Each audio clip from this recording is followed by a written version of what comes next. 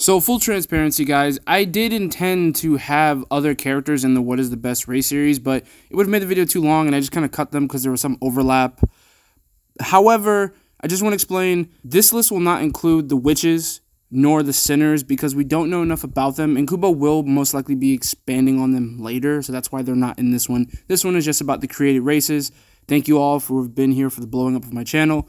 Please keep it up. I appreciate you guys. So let's get to it. Part 3 is going to be handled very differently from Part 1 and 2 because the different species that we're going to be talking about here don't have the exact feats that I need to break it down like I did in the other parts. So the Mod Souls, the Zanpakuto Spirits, and the Bounts will just be talked about in their section, and then the verdict will be given at the end. First, we're starting off with the Bounts. The reason we're starting with the Bounts is because they're the ones that were most requested. The Bounts came in the Bount arc, which followed the Soul Society arc in the Bleach anime. They are basically Bleach vampires. The Bounts were created when a Jokai Zenshu, I think I'm saying that correctly, exploded, and it corrupted the souls from the Soul Society to the world of the living, basically giving these now newborn humans immortality as long as they fed on souls. The soul absorption ability of the Bounts does have its issues and benefits. When they drink from a living person, they get a much bigger increase, and the quality of that soul also will give them a bigger increase if it's better. However, the rules for the Bounts that they put on themselves is that they must only drink from dead bodies. Now, when Bounts drink from people, they tend to become infertile, except for in the rare case of Yoshino. Yoshino Soma looks like Rontao, who is the brunette on screen. We don't know exactly why, but it may have something to do when the crest exploded. It imprinted Shimigami's visage and powers onto these Bount souls, which actually leads me into my next part. The Bount and their dolls. Now this is important because Bounts and their dolls have a very similar relationship to Zanpakuto and the Shimigami. And this is important because dolls come from the souls of the Bounts. You can naturally actually create a doll, or you can go through a process that Jinkadia created, where basically a Bount who doesn't have the potential to manifest a doll can, but it is dangerous because if you manifest a doll stronger than yourself, it will kill you. This doesn't just apply to dolls made with Jinkadia's process, this applies to dolls throughout. If a doll loses respect for their owner, they will turn on them and they will try to kill them, thus both killing each other. And there is an exception to this rule. There's actually two. One, by either fusing with the doll like Jinkadia does, basically not allowing it and subjugating its will completely, or you can do what Yoshino did and basically become such good friends with it that it basically looks at you like a mother and will never turn on you no matter what. One of my favorite things about dolls is the similarity they have to the actual Fullbring ability, and that they can evolve and become much more powerful than they originally were, especially with how many souls a Bout can drink or the quality of that soul. Basically, they can evolve to be stronger than what they were before, gaining new abilities like you see on screen here, going from a simple fan to a full-on armored shield. And even earlier in this series, when Ichigo fought Koga, you see that they can use a variety of weapons. Once one has manifested a doll, they then must call the doll forth. Dolls usually in their resting form take the form of basically anything, whatever they are coming from, so that's why I said it's very similar to Fullbring.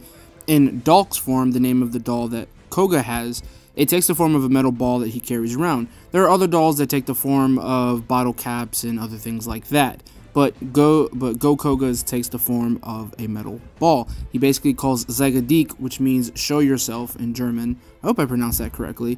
And they then manifest as their separate beings, or whatever they will manifest as in. Now, they can have multiple forms. Now, you see here that Dalk is just basically metal, but she can do a lot with her metal. She can liquefy herself, break herself down into multiple metal balls, turn herself into a basically walking mace or gun like you saw now. Bount dolls have such a variety of ability. The problem though is they don't have the stopping power that you see Zanpakuto, Shrift, Fullbring have. You know, the conceptual powers, changing the future, rewriting names, things like that. Most doll abilities remain very physical. Either they control an element, or they're an armor, or they can turn into a weapon, or they can flip between those different things. You also have people like Jinkadia who can fuse with it, basically be making himself and his doll stronger. One benefit that the dolls do have over Zanpakuto is they aren't limited to their element. For example, Jinkadia was able to turn his wind-based doll into a lightning-based doll by using friction from the air pressure colliding to turn himself into a lightning sword and lightning abilities. It was insane. Now, I can hear you guys saying, wait, why are you only talking about the dolls and their soul absorption ability? What about the other speed abilities the Bounts have? Well, technically, they don't really have any. Bounts are just super powered humans, basically. Like, I want to point out that Jin Kariya physically was dog-walking Shikai and Bankai Ichigo. In the physical strength department, he was dog-walking Ichigo. This is an Ichigo who was matching blows with Kenpachi. Now, still, this was single-armed Kenpachi, but I want to emphasize that single-armed Kenpachi blocked both Tosen and Komamura's physical strikes. Gokogo was also able to physically match Toshiro's strikes, and when it comes to speed, basically the Bounts are just using natural foot speed to keep up with these people using flash step. That means, like, the average Bount can actually move as fast as a flash step with just their physical feet. Bounts also don't have any special way to airwalk like you see the other races are capable of, so they're basically limited to the ground, but they can jump really high with their physical strength. The only reason you see Jin Kariya flying around is because he has an air doll. However, they do have one special ability that really makes them broken if you encounter them in Soul Society or Wakamundo, and they can use Reishi Domination just like the Quincy's. The Reishi Domination ability kind of teeters into their defense and durability. Now, Bounts don't have crazy defense, they just have their speed. Their bodies aren't any more durable than anything. They can release a burst of spiritual pressure like Shimigami to defend themselves, so that's a thing. But when it comes to Reishi Domination, they can absorb the Reishi to heal their wounds, basically giving them a form of instant regeneration, but it is still very limited. And if they absorb too much, it can actually get to the point that they can't absorb any power. They can only handle as much as their body can take.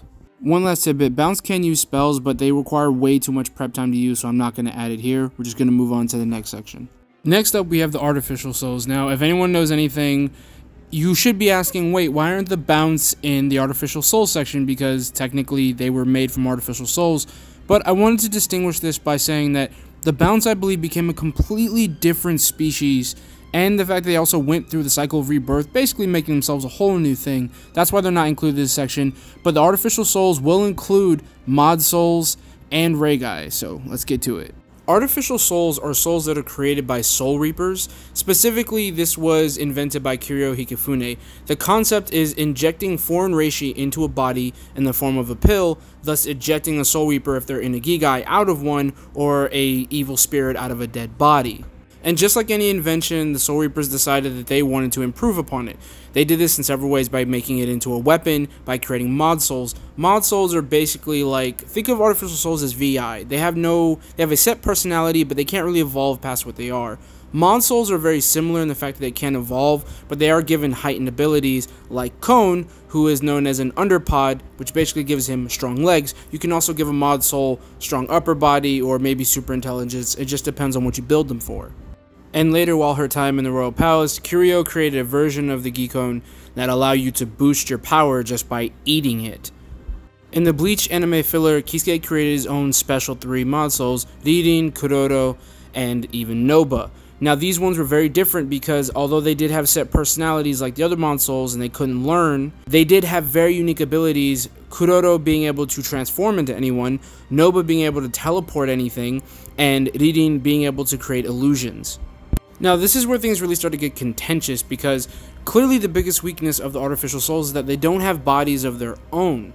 But in this scenario, we're going to give them bodies. Now, this also creates a very interesting situation because Mod Souls are so unique because they can inhabit things as small as a teddy bear or a full-grown person or even a Gigai, and this is where it gets interesting. Depending on the Artificial Soul, if we give them a powerful Gigai, they will have the powerful limitations of that Gigai, along with whatever inbuilt abilities they have.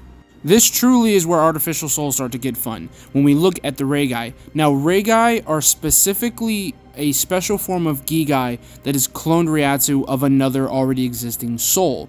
These bodies look more like mannequins than actual Gigai, but they can actually house very powerful Artificial Souls. These versions of Artificial Souls come with full-on Zanpakuto and the abilities of whoever's Ryatsu they've copied. Now, they're still very limited in their growth. These are still very virtual, intelligent kind of beings. They don't have the artificial intelligence that you would see Nemu have, because she can grow and learn unlike these guys can.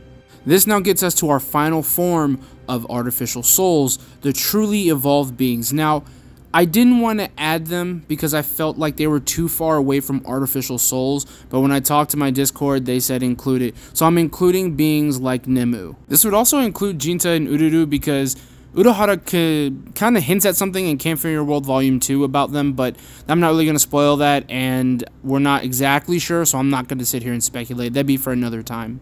Now, Nemu is the peak you can get as an artificial soul, so that's why I want to talk about their powers and what they can do really here. Artificial souls are only limited by the body they're in and the powers they're created with. That's it. If you could feasibly create an artificial copy of, let's say, Yuha and put him in a Reigai, you have a Yuha. It's that crazy when you think about it. But if we want to go with more of a fair assumption, which would be Nemu, or maybe some powerful mod souls like Noba, then we have more of a limited but still extremely powerful contender for the #1 spot for the filler races. Nemu, for all intents and purposes, is a Soul Reaper, and that's how powerful these artificial souls can get when they're properly combined with a Gigai. You can have a being who potentially could have their own Zanpakuto, who can grow and learn. Now, when we look at Nemu's ultimate ability, the Soul Rasp ability, the ability she uses against Pernida in the 1,000-Year Blood War, I want to point out that she could not keep up with Pernida, who was at that time as powerful as post-Mukin trained Kenpachi. With her Soul Rasp ability, using 5%, she then began to one-shot Pernida arms, who were giving Mayuri one hell of a fight. So this is the peak at which we see these artificial souls getting. But again, their true weakness lies in their bodies. On to our final and shortest section, we have the Zanpakuto Spirits. Now, I know it's a bit weird because it's like, are these really a separate race? We know that to a degree they can exist outside their masters, because in the Beast Swords arc, which follows right after the Zanpakuto Rebellion arc, we see that there are souls that exist outside of their masters being dead, because the ones that don't have masters go crazy. And that to a degree, Asuchi, basically what a sword is before a soul has been imprinted on it, they exist outside of masters as well. And on top of that, we know beings like White. For those who haven't read 1,000-Year Blood War, this is about to be a big spoiler. White himself became the basis of Ichigo's Zanpakuto, because the way that White was created by Aizen, Tosen, and Gin was the exact same way, or a similar way, that Nimayo Uetsu creates the Asuchi for the Zanpakuto. With that explanation out of the way, we can get to the fun stuff. Now, the cool thing about Zanpakuto Spirits is that they wield themselves in battle. And when they wield themselves, they seem to have a very good idea of how to use themselves. Their sword mastery seems to be just as good as their previous masters if they've had one.